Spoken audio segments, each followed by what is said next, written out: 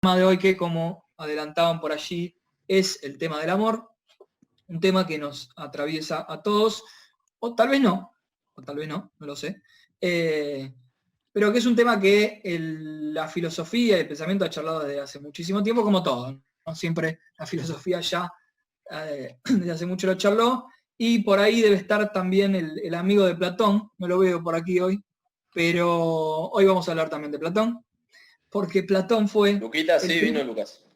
Ahí está Lucas, claro. ¿Está Lucas? ¿Está ahí? Ahí está, muy bien, Lucas. Hoy tenemos para vos, Lucas, te trajimos algo de Platón también. ¿Por Platón qué dijo Platón? algo de la media naranja, ¿no? Sí, ahí vamos a eso, no me quiero adelantar. También les dije otra cosa, les dije que por ahí les mandaba el texto, pero me pareció pertinente primero hacerles una especie de resumen, porque el texto es un poco enmarañado, es un poco compliquetti, y entonces mejor que ustedes tengan un acercamiento primero a través de lo que yo les diga, y después, si quieren entrarle al diálogo de Platón sobre el amor, lo pueden hacer más accesiblemente, ¿sí? Porque si no es un poco complicado. Les decía entonces, vamos a arrancar con Platón, porque Platón fue el primero que escribió un libro entero dedicado a el amor, al amor.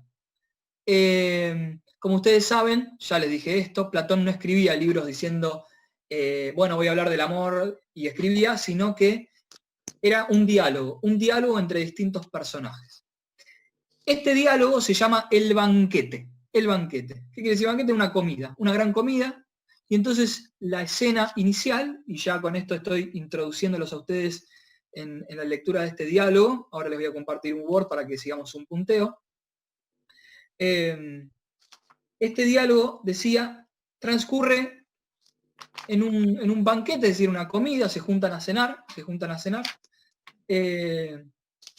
y después de cenar dicen, bueno, ¿qué vamos a hacer ahora?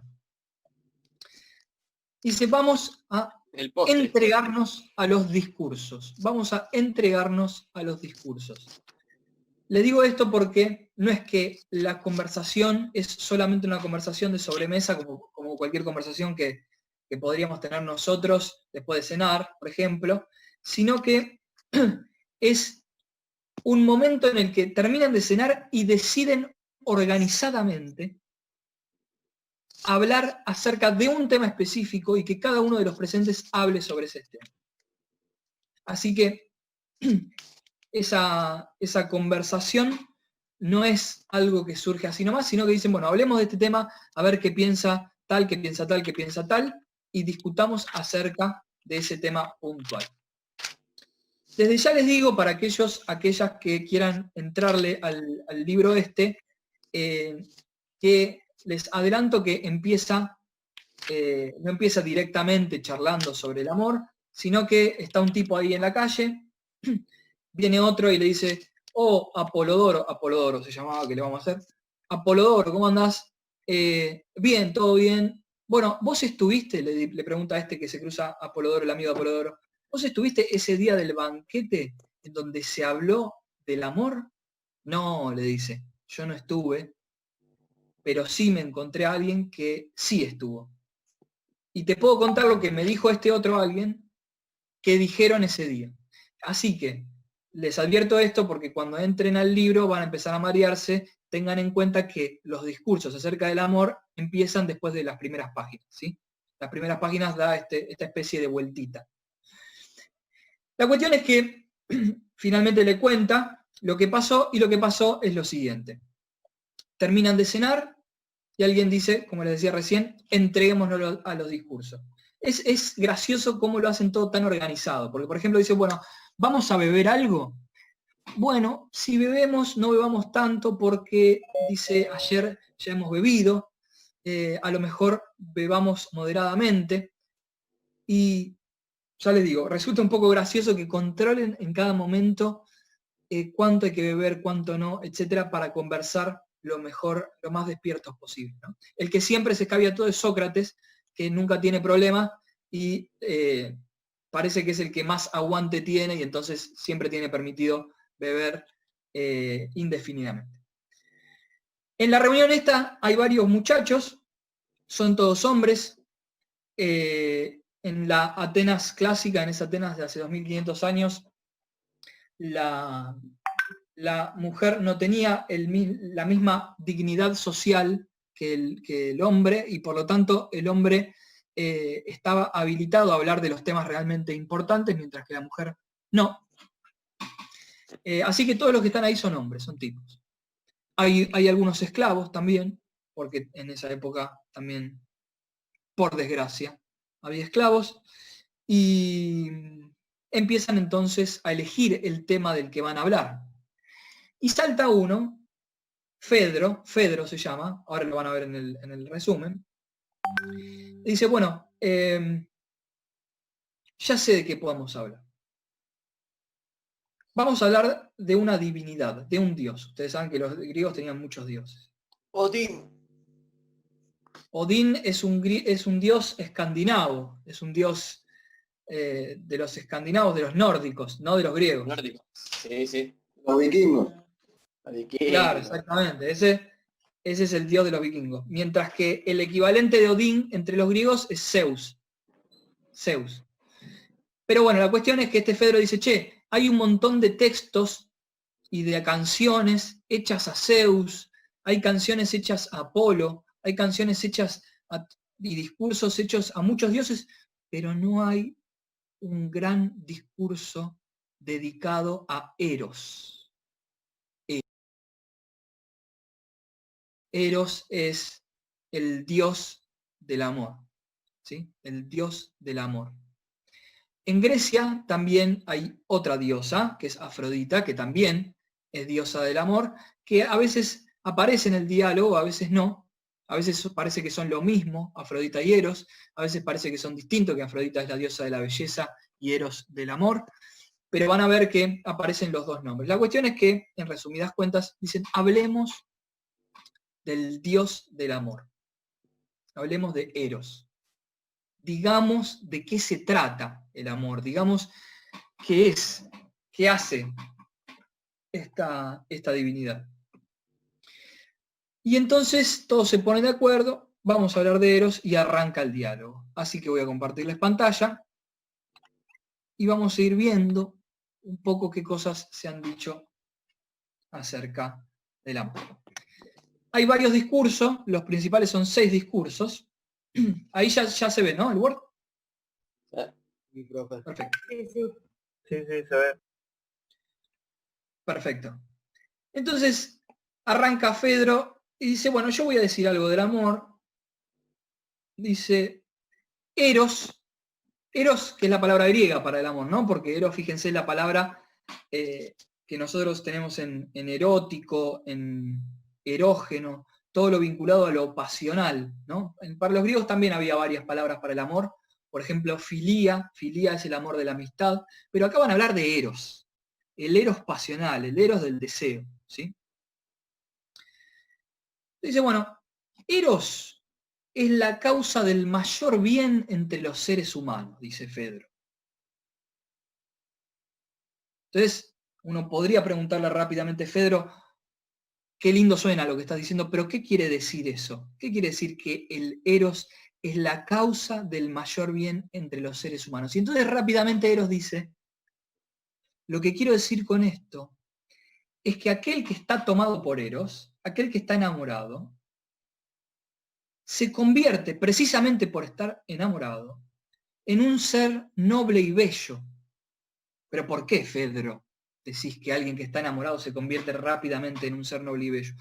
Porque el que está enamorado hace todo lo posible para hacer las cosas bien frente a la mirada de la persona que ama.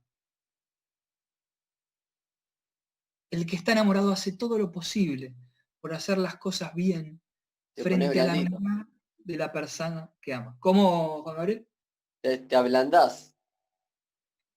O te haces digno, tal vez, ¿no? Te haces digno, porque rehuís, escapás a lo vergonzoso. Y dice Fedro algo muy interesante, que tiene que ver con muchas de las cosas que hemos hablado llamativamente.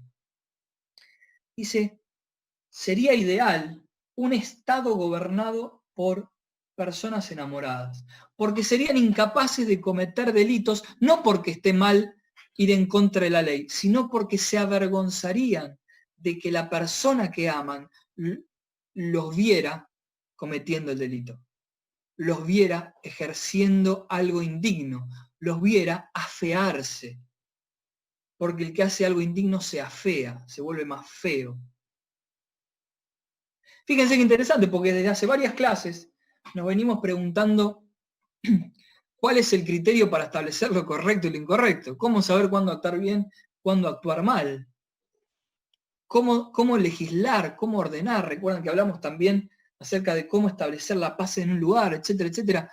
Bueno, acá te aparece otra gran respuesta, que es cómo nos está legislando la mirada de la persona que amamos, cómo nos sentimos de alguna manera obligados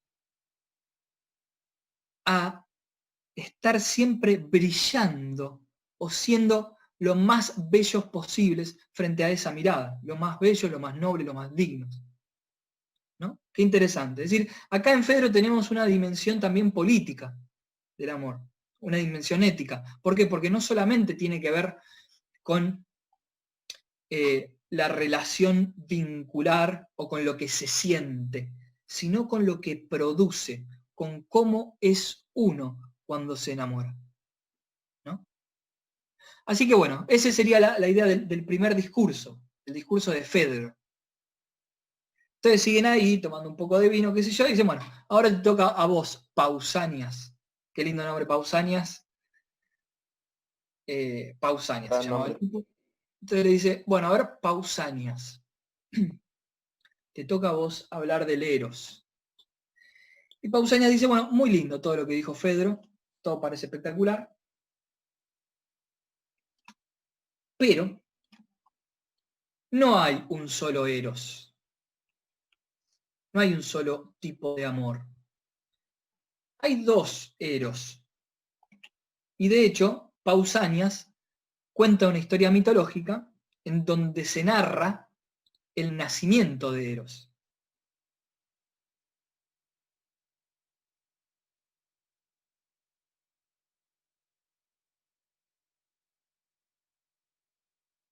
Bueno, ¿Fue Lucho? Sí, fue él. Nació Ero, guacho. y así nació Eros. Me asusté. A través de un poro y peña. Elegiré. Ay, Dios mío. Hablamos de la muerte, por favor. Bueno, que proceda Lucas con la clase. No sé. Amigo de Platón, dale. El segundo Platón. Para buena parte de la Digo humanidad, yo. Ahí está el profe. Aguante Platón. Ya, tío. No se te Profe, no se escucha. Esa no se escucha. ¿Qué hace con la lapicera en la boca, Nico? Creo que no se escucha.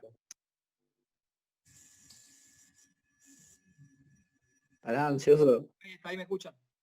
Ahora ahí sí. Sí. Perfecto. No sé qué pasó. ¿Será que Internet, estaba internet. por decir algo muy importante y los dioses no quisieron que lo diga? Me cagaron. Jodín. Odín, dale con Odín. Odín no. Odín no. Bueno, la cuestión es que, les decía, viene que vuelvo a compartir pantalla, viene Pausanias, este amigo Pausanias, y dice, bueno, todo muy lindo lo que dijo Fedro, pero Eros no hay uno, porque hay dos nacimientos de Eros. Si hay un nacimiento de Eros en la mitología, que les decía, no nació de la unión de un padre y una madre, sino que nació solamente de un solo Dios. ¿Y saben cómo nació? Atentos porque esta historia es increíble. Para la mitología griega, en el inicio de los tiempos había dos dioses. Estaba el dios Cronos y el dios Urano, el dios de... El dios del tiempo, ¿no es Cronos? No, o sea, sí. A veces se dice que es del tiempo, pero en realidad no. En realidad quiere decir, porque Cronos, bueno, me Bueno, olvidan titanes en realidad. esta distinción. Eso otra vez, está muy con la mitología nórdica. Pero Strange. No, profe. Antes de los titanes, en el principio de los tiempos, existía Cronos, Uranos y Gea. Gea, la diosa de la tierra, Uranos, el dios del cielo, y Cronos, que era una especie de gobernador universal. Cronos no es tiempo, se suele decir que es tiempo, pero no es el Cronos de nuestro reloj. Es Cronos de Krato, del verbo Krato, que en griego quiere decir gobernar. Por ejemplo, cuando uno habla de democracia, ¿vieron el cracia ese? Es el mismo que el Cronos. De ahí viene Cronos. El gobierno universal era ese dios. Pero bueno, no nos importa. ¿Crono no era un dios? Cronos era un dios, sí. Pero era el dios que gobernaba todo. Sí, Lucas, crack. Mano a mano, bueno. Bueno. Entonces, parece que el nacimiento de la diosa del amor ocurrió como consecuencia de que un día Cronos se enoja con el dios Urano, y atención, es muy fuerte lo que voy a decir, le corta los testículos. Toma. Y de los testículos cae unas sustancias en el océano, y del bullicio del movimiento de las olas en el océano se produce una espuma de la cual nace la diosa del amor. ¿Crono no era el padre de Cronos? A ver, no se acoplen con las preguntas. Ángel, No, Vicky, bueno, ¿Urano no era el padre de Cronos? ¿O sí? Yo No, tenía entendido así. lo importante para nuestra historia, Ángel, es Ah, sí, que pero es por curiosidad mía. Urano es el padre de Afrodita y es un padre solo, ¿no? Para quienes estén interesados en rastrear los orígenes patriarcales del amor, pueden ir hacia allí y ver que Afrodita no tenía madre, ¿no? Nació solamente de los testículos de Urano. Qué contradictorio, ¿no? De unos testículos nace el amor, dice. ¿Fue propio eso? ¿Quién le cortó los testículos a Urano? Cronos. Cronos.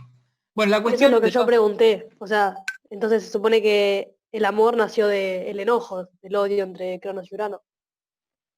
Ahí está. Muy bien, Victoria. Ah. La cuestión es que esa diosa, dice Pausanias, era la verdadera diosa del amor. Y no el Eros vulgar. ¿Qué es el Eros vulgar? Otra forma del amor, que no es la verdadera. Pero ¿cómo distinguirlo?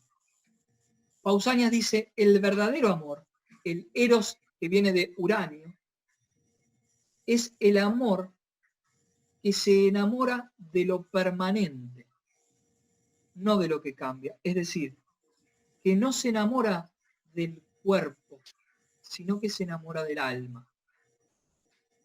Ese es, dice Pausanias, el verdadero amor. Mientras que el Eros vulgar es el Eros de la satisfacción inmediata sexual, de la satisfacción corporal, de la atracción solamente física, que rápidamente queda allí y muere rápido. Ese es un Eros vulgar.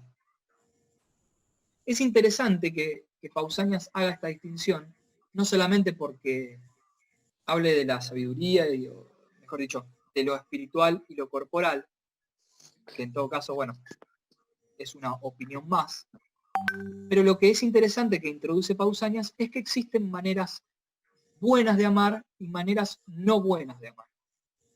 Que en Fedro no aparecía, parecía que el amor era siempre bueno, ¿no? Para decirlo en términos contemporáneos, para decirlo de alguna manera a la nuestra. Pausanias se da cuenta que hay formas de amar que son tóxicas, ¿no? Diríamos hoy. Que hay enamoramientos que no son los verdaderos enamoramientos. Porque hay una diosa trucha y hay una verdadera diosa, ¿no? Esa sería la distinción que hace Pausanias. Dice algo más. Cierro con lo de Pausanias y vamos, y ahí me dicen preguntas. Dice algo más. Dice, por eso no está mal que el que está verdaderamente enamorado, es decir, de aquel que se enamora de lo espiritual, del saber de alguien, está bien, dice, no está mal, que esa persona se esclavice voluntariamente para recibir el alimento espiritual de la persona que ama. Repito, se esclavice voluntariamente para recibir el alimento espiritual de la persona que ama. Al reconocer en alguien una sabiduría superior y enamorarse de esa sabiduría, está bien, dice Pausanias, someterse a esa persona. Porque lo más importante es luego ser alimentado de esa sabiduría. Bueno, esto es lo que dice Pausanias, no tiene nada que ver, no tiene necesariamente que ver con lo que tengamos que pensar nosotros, porque esto siempre es un tema abierto. Pero estamos viendo las distintas opiniones. Además, lo lindo de este diálogo es que Platón no nos da una idea correcta. Y esa es la forma del diálogo, que permite la confrontación permanente. Que uno hable y le diga, bueno, no, dijiste cualquier cosa, ¿no? Y el otro lo refute. Y entonces vamos avanzando cada vez más. Eso es lo interesante de esta forma de diálogo. Sí, escucho a alguien me quería hacer una pregunta. Yo, entonces hay enamoramientos falsos que generan peleas y hay enamoramientos reales que se aman mutuamente. Si no entendí mal. No necesariamente la idea de el amor mutuo, sino que alguien se enamora de alguien y ese enamoramiento puede ser, como bien dijiste, un amor vulgar, un amor falso, vinculado a estar fascinado con el cuerpo, o un amor verdadero si está fascinado con el alma, dirían los griegos, ¿no? De la otra persona. Y ¿Está bien? pero ¿cómo se llama la que dijo eso? La de ¿quién sería la del enamoramiento falso? En el diálogo, esa diosa se llama Eros Pandemo. Pandemo. Que quiere decir vulgar. Entonces está Eros Pandemo y Eros Uranio. Perfecto. Bien.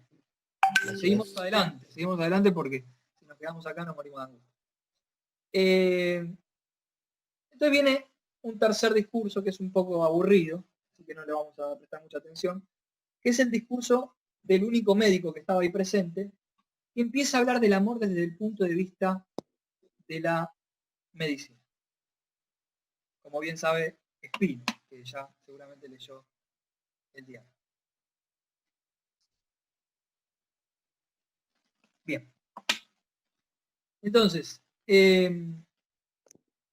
Erixímaco, el médico, empieza a hablar del amor desde el punto de vista de la medicina, dice muchas cosas en relación a cuál es la manera saludable de amar.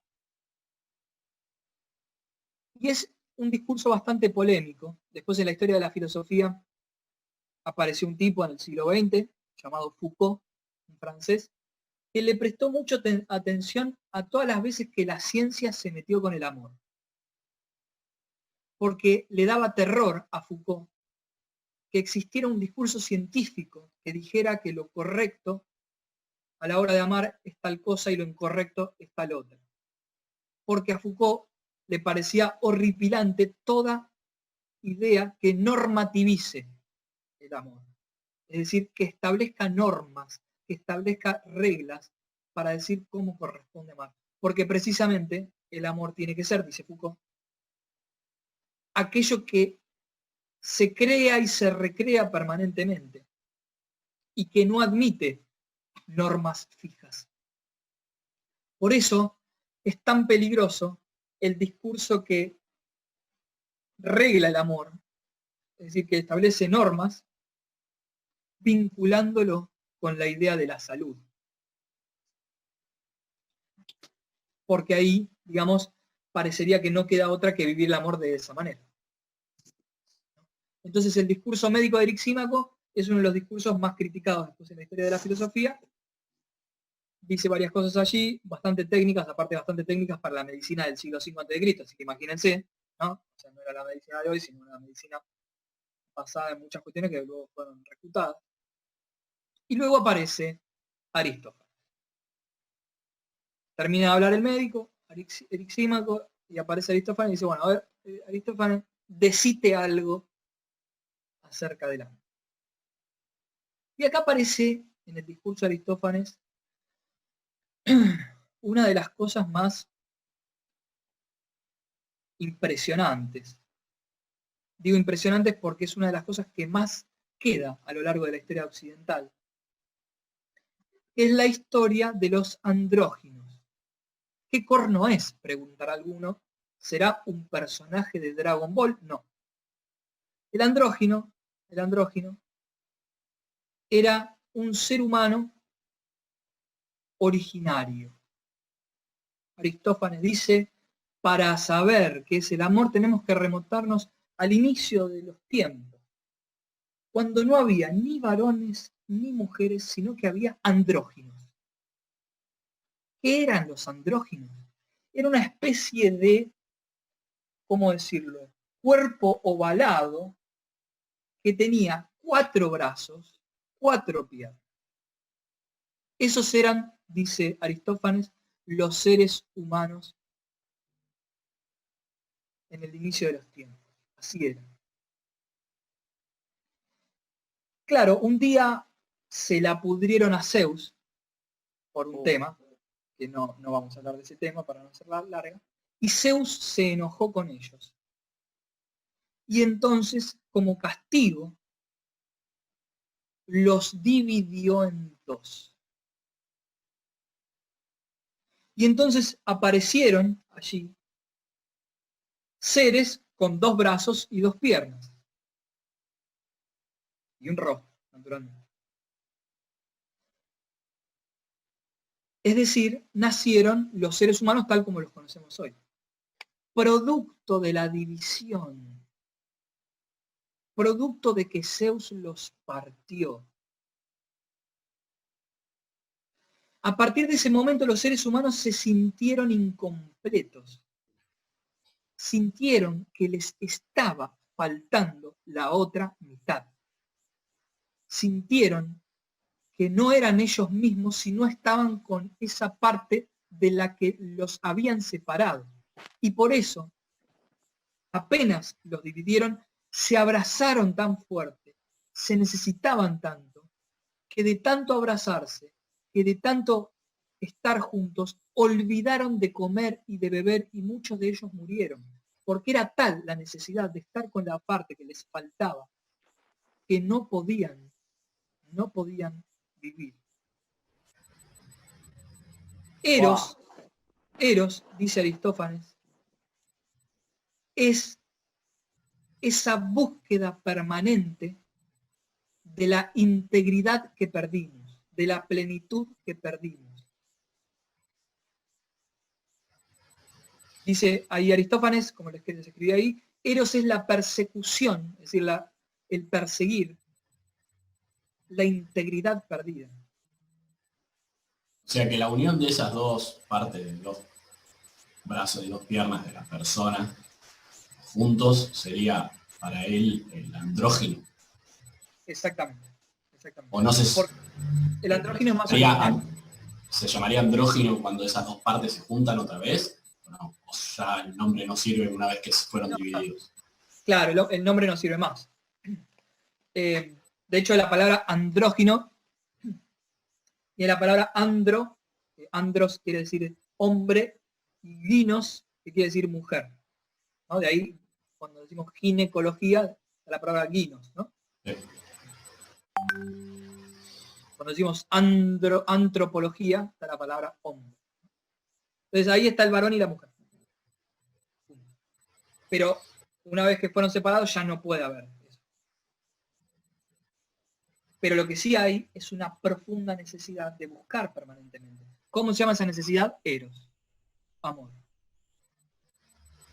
Qué interesante, ¿no? Porque aquí tenemos la idea, que después pasará a la historia como la idea de la media naranja, ¿no? Como la especie de lo que nos falta y nos completa. Fíjense que además esta historia presupone la idea de que hay un fin. ¿Qué quiero decir con que hay un fin? Que hay una finalidad, que hay un destino. Como si alguien estuviera allí esperándonos. Como si alguien en esta gigantesca ciudad o en este gigantesco universo fuera exactamente la otra mitad que estamos buscando. Pregunta, Pero Sí, Perdón, ya te dejo, Joaquín, perdón, cierro la idea. dale. ¿Qué presupone esto? Que existe esa otra mitad. Que la necesitamos, pero que además existe. Que está por ahí, efectivamente. Que la podemos cruzar en el subte, de pronto. Bueno, sí, te escucho, Joaquín, perdón. No, era la pregunta de la media naranja, es una metáfora moderna, digamos, no es algo de él. Claro.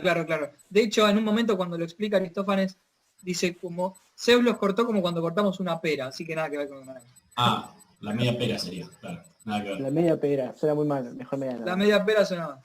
Claro, por Pero de ahí viene la idea de la media naranja, ¿no? Esa sería.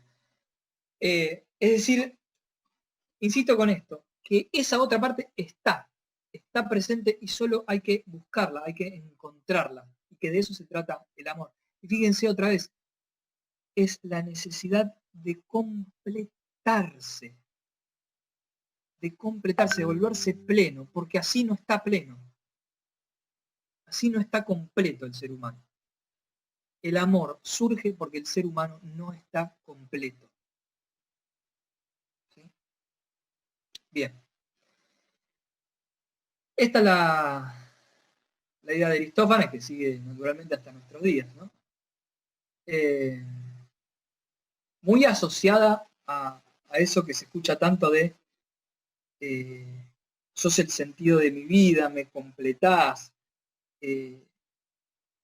la vida no tiene sentido sin vos, ¿no? Claro, porque cuando uno concibe que la otra persona es aquello que a uno lo llena y que encima es la persona que nació para llenarlo a uno, claro, después de eso, cuando esa persona te deja, porque se subió a un bondi Y la peor de distinto, todas. claro, parece de nuevo que ingresamos de nuevo en la desgracia más absoluta. O sea, no es tanto chamullo, digamos, cuando le decís a alguien, che, sos todo, pero cuando te deja es como, al pedo dijiste, era mentira. Eso sería claro, exacto, esa sería la idea de lo que está diciendo Aristófanes, ¿no? Ah. Idea que por otra parte está muy presente. Porque efectivamente cuando uno le dice a la persona amada, sos el sentido de mi vida, está diciendo, me siento pleno. O sea, ahora lo podemos fundamentar si lo decimos. No es chamullo. O sea. Sí. Después, claro, no es chamullo en el sentido de que tiene una razón de ser, claro. Tiene una razón de ser. Pero esto es lo que dijo ahí. Yo no me hago cargo. De hecho, no es estamos viendo algunas concepciones del amor para después pensarlas y repensarlas. Pero bueno, está bien empezar por el principio. Después aparece Agatón, que está ahí, está tomando un vinito y le dicen, dale, habla vos, que sos el que sabe mucho de esto.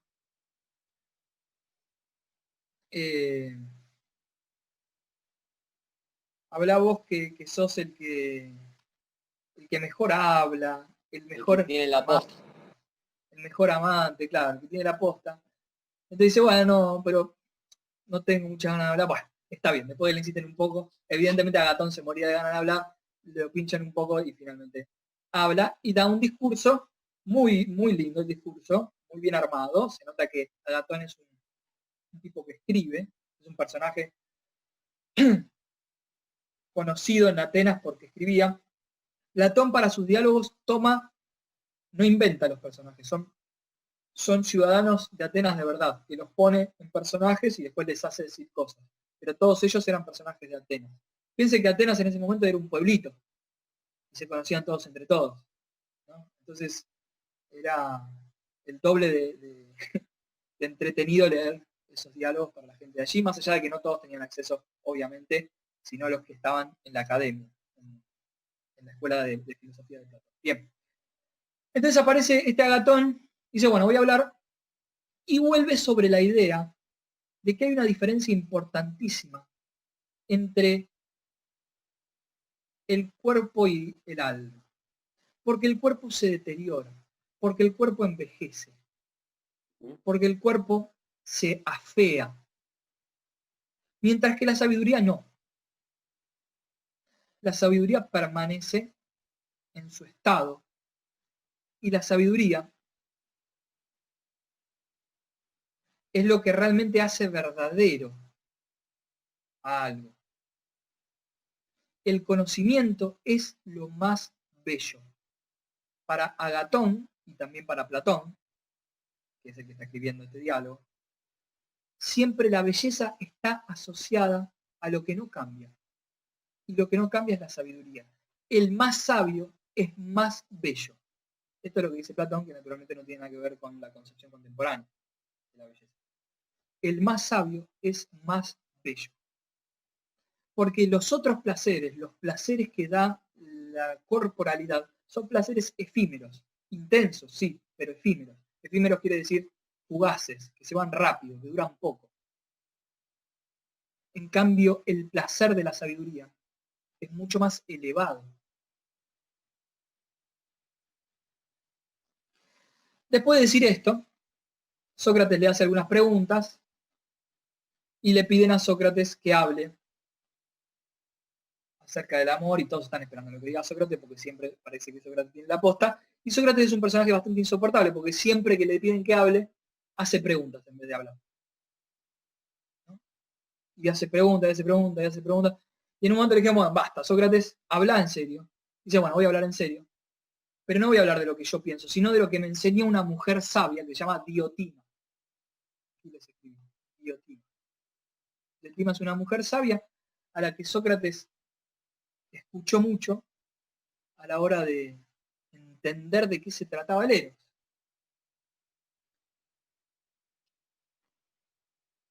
Bueno, Sócrates, ¿pero qué te dijo Diotima? Diotima me contó la historia que ella tenía del nacimiento de Eros. Para ella no nació de Urano, sino que hay otra historia del nacimiento de Eros. Parece que Afrodita, que sí es la que nació de Urano, era la diosa de la belleza. Y estaba haciendo como una especie de cumpleaños, pongamos por caso, una fiesta. Había un bailongo, y entonces en ese bailongo, en un momento ingresa al bailongo una mujer pobre. Una mujer que estaba mendigando, pidiendo monedas. Esa mujer se llama Poro. Poro. Poro en griego quiere decir pobreza. Estaba mendigando, nadie le dio mucha pelota y se tiró a descansar por allí. Se tiró a dormir. Y luego se acercó Penía, un muchacho, que en griego quiere decir recursos, quiere decir herramientas.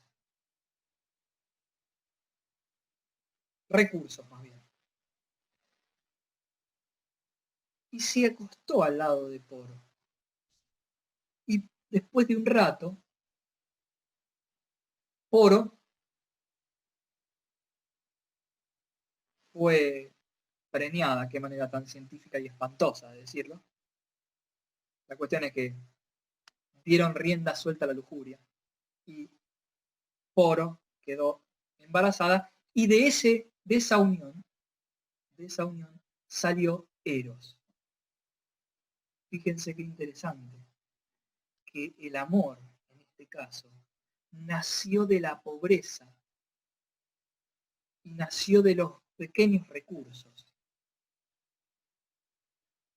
Es decir, que el amor acompaña siempre a aquel que lo siente el sentimiento de que es pobre. En sentido material, no. En sentido espiritual. De que carece de cosas. De nuevo, en sentido material, no. En sentido espiritual, de que le faltan cosas. Otra vez aparece la idea de no sentirse pleno. Pero la diferencia... Sí, le iba a preguntar. Como que una cosa completa. Cierro, Ángel, perdón. Cierro para cerrar la idea, si no nos trabamos y ahora damos lugar a las preguntas. La diferencia con Aristófanes es que la pobreza de la que habla Sócrates porque se lo contó Diotima, esa pobreza no es una pobreza que se cierre, que se solucione. Es una pobreza que acompaña siempre al que se enamora. Es la sensación de una falta que no se puede completar jamás. Pero el amor es la búsqueda permanente de aquello que se busca para completar algo que no se puede completar jamás. Repito eso porque lo dije muy rápido. El amor entonces sería la búsqueda de aquello que se busca para completar algo que no se puede completar jamás.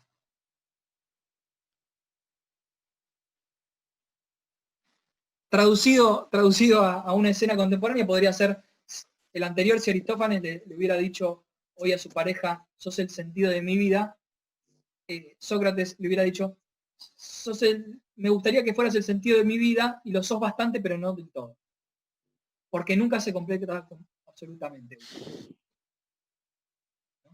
¿Por qué? Porque el amor es hijo de Poro, de la pobreza. Y por eso, dice Sócrates, ya cierro y dejamos 15 minutitos, 10-15 minutos para preguntas y para echar otras cuestiones. El amor, dice Sócrates, por eso se parece mucho a la filosofía. ¿Por qué? Porque la filosofía no es la sabiduría, es amor por la sabiduría. Es decir, es una búsqueda permanente de respuestas que nunca son absolutas, que nunca alcanzan. El día que venga alguien y les diga, yo soy filósofo, y les voy a dar las respuestas correctas a las grandes preguntas, ese señor no es un filósofo, es un champ. Porque el filósofo es alguien que permanece en el estado permanente de búsqueda, que no sale nunca de ese camino constante de búsqueda, al igual que el verdadero enamorado sabe que aquello que lo completa no existe, que siempre va a ser un poco pobre su alma, que tiene recursos, sí, es hijo de los recursos también. Puede arreglársela, pero no se completa jamás. ¿Sí? Es muy interesante la idea de que hay algo que se desea, que no se puede no desear, pero que al mismo tiempo nunca nos va a terminar de completar. ¿Vieron esas cuestiones cuando uno alcanza algo que estaba buscando? No solamente en el amor, ¿no? En general, uno quiere algo, lo tiene y de pronto se siente vacío. Sí, Claro. porque el ser humano es un ser que es así. Ahí está. Juan Gabriel resume la filosofía de Platón en esa extraordinaria frase, el ser humano es un ser que es así. Muy bien. Se entendió perfectamente la idea. No, a mí me pasó. Sí, totalmente, creo que nos ha pasado a todos. Pero hasta con lo material, cualquier cosa. Tenés Sí, algo sí, que sí. después siempre quiere más. Como si fuera... Pero atención, es interesante saber de antemano que la completitud es imposible. Porque si no, uno cree que está fallando.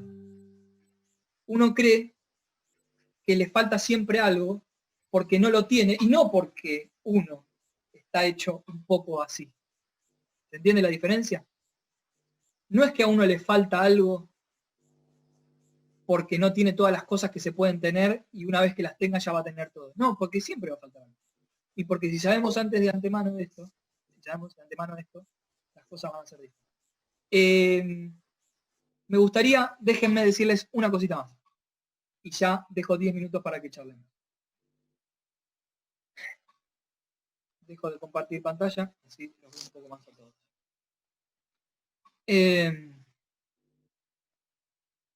Es interesante que todas estas ideas tienen algo en común.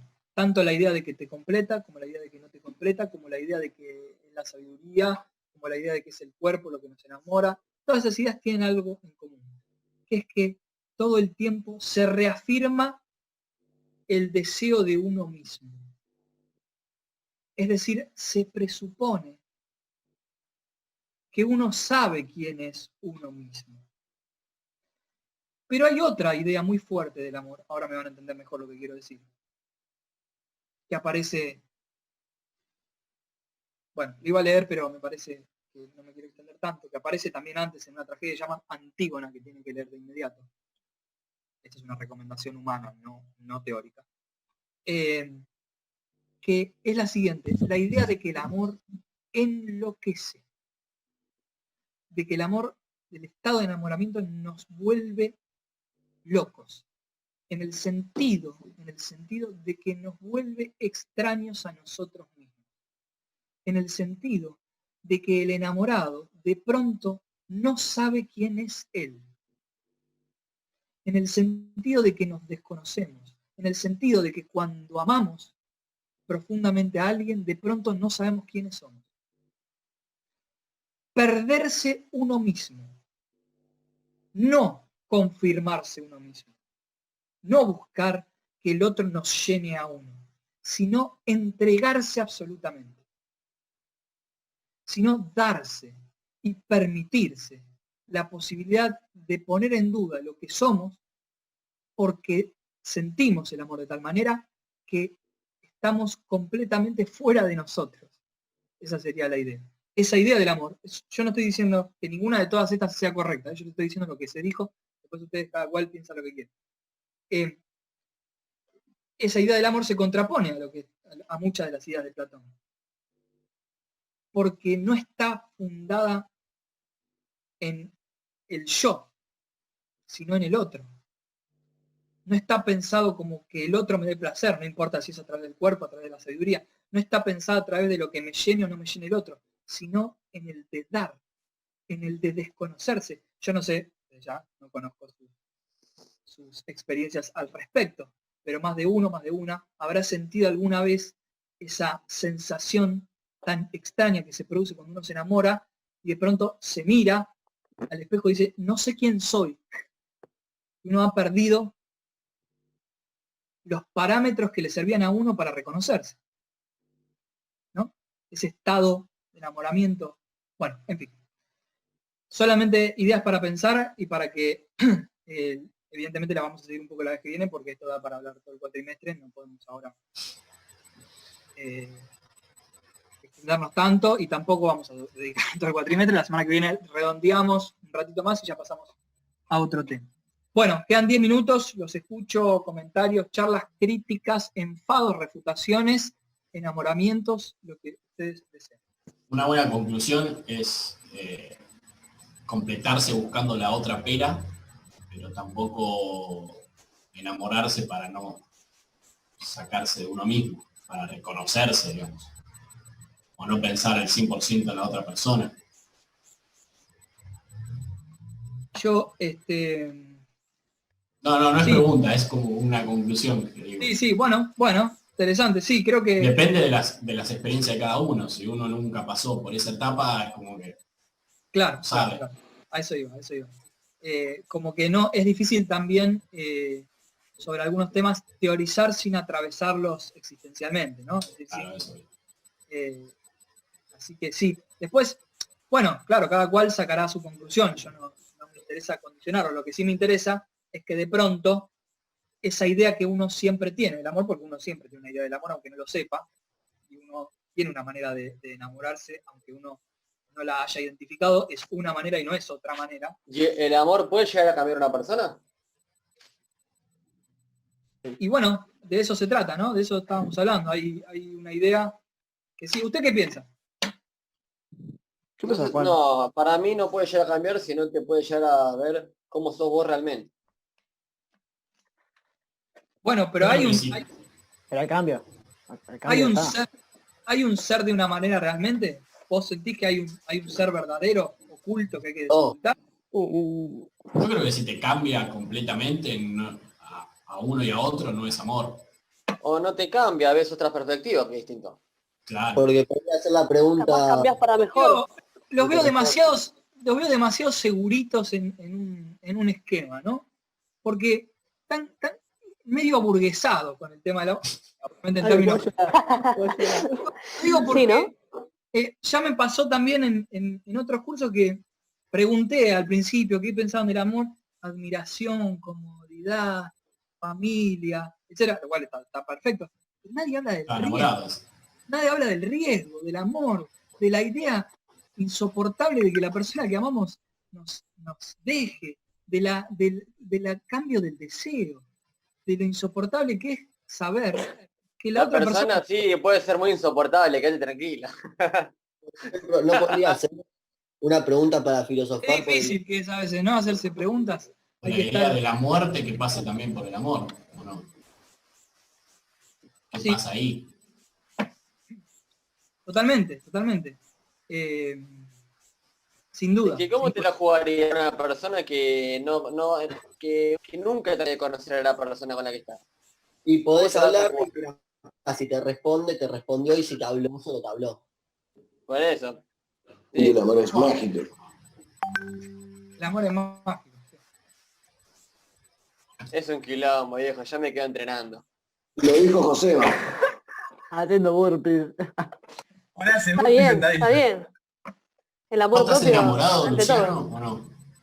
Yo, Sí. ¿Estás enamorado o te gusta alguien? Sería la pregunta como para No, filosofar. no, si está enamorado, si pasó por eso o está pasando, y si se siente descolocado o no. Por ahí. pero yo no soy Bueno, es objeto. para que lo pienses también, ¿eh? Para que- Yo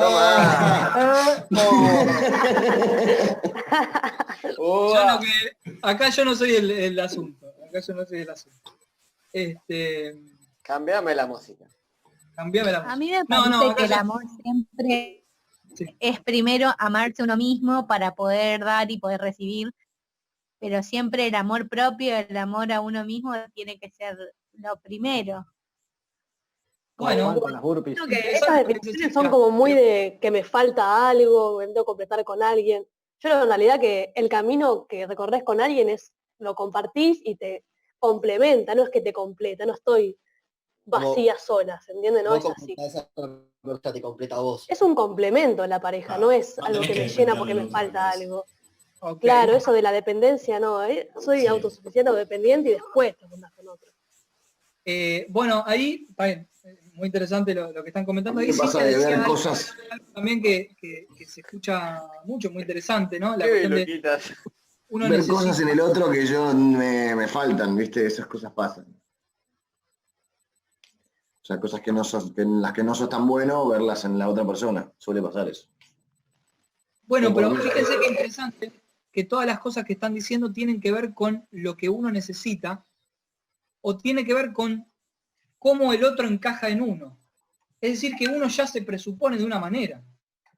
Ya se supone que uno ya es de una determinada manera y si te gusta bien y si no te gusta mal, ¿no? Como si no existiera la posibilidad de correr el riesgo de no saber exactamente cómo es uno. Porque si no es muy sencillo, si no se vuelve un contrato, ¿no? Si no es, bueno, yo soy esto, esto y esto, vos sos esto, esto y esto, ¿no? Como si fuera una ferretería. Pero el ser humano es una cosa un poquito más complicada, ¿no?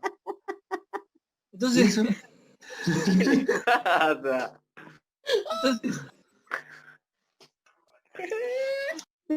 Perdón. no, por favor, por favor. Es que, Se es que ríe es del así. amor, señora.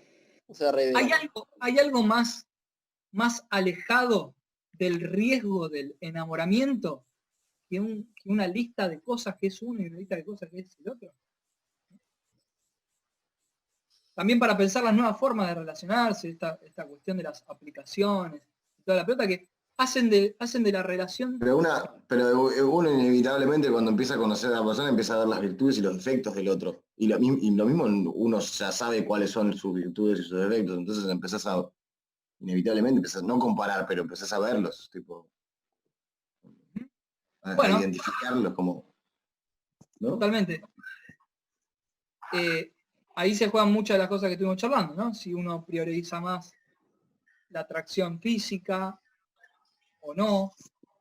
Y además hay otra cuestión, ¿no? Que de nuevo, insisto con esto solamente para que se queden pensando, si tienen ganas, porque recuerden que esto se trata de, hay que tener cierta valentía también para hacerse algunas preguntas. Unas preguntas con seriedad y con profundidad, porque si no es muy fácil seguir pensando mañana lo que creímos ayer. Pero a lo mejor un día nos damos la cabeza contra la pared y recordamos, che, ¿por qué no me hice esta pregunta antes? ¿Qué tiene que ver con esto? Si estamos tan seguros de que toda relación tiene que ver con el modo en que el otro nos satisfaga a nosotros. El otro nos satisface a nosotros. De acuerdo a cómo somos nosotros, y presentamos una lista de requisitos, o si es una cosa más complicada, que pone en riesgo el conocimiento que uno tiene de uno mismo. Profe, Escuchen, tomo lista antes de que se termine la clase. Sí, escucho. ¿Qué me iban a preguntar? una vez me dijeron a mí que el defecto de la otra persona puede ser el reflejo de uno mismo. Bueno. Sí, sí. Profe, yo tengo una pregunta. Sí, pregunta.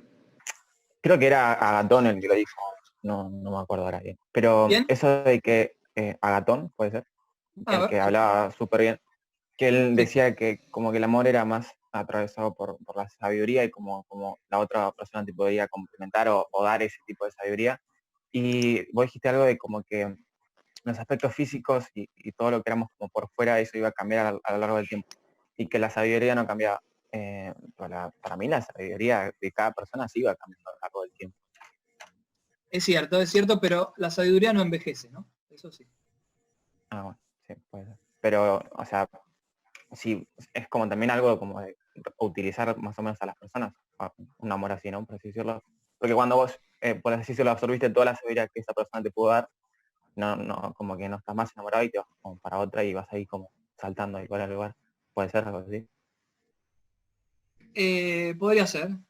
Sí, sí, sí. Está bien, es una reflexión interesante esa, para criticarle a Gatón. Bueno, un momentito más les pido, así les tomo ¿Puedo asistencia. hacerte una pregunta, Lucho? Sí, pregunte. ¿Quién es el que se filosofea las cosas del amor? José No hay un, María. no hay un especialista de la filosofía del amor. La No, filosofía en general. pero en todos los nombres que diste, Aristófanes, Marco, Agatón, Sócrates. No, todos esos son personajes de un libro de Platón. Ah, Platón es el que pone en boca de todos ellos las distintas ideas acerca del amor. Y aparte que habla Platón del amor platónico, que sale de ahí, es otro concepto también de él. Exactamente. El libro cierra de dos maneras. Habla del amor platónico, que en realidad no dice amor platónico porque lo dice él, Sí. y luego hacen una orgía. Me faltó comentarles eso. El libro cierra con una orgía. Mira. Eh, Entre Sócrates y todo eso, no. sí, sí, claro, entre ellos, entre los muchachos. La joda. Eh, Bueno. el amor platónico, buena pregunta, bueno, hablamos mucho de Platón y no hablamos del amor platónico. El amor platónico ¿Salió de es, Platón eso o no? claro, el amor platónico es esa persona que se idealiza en el esquema de Aristófanes, ¿no? Es decir, la idea de que hay alguien que es para nosotros la persona que nos completa. Tiene que ver con lo de Aristófanes y el andrógino. Bueno,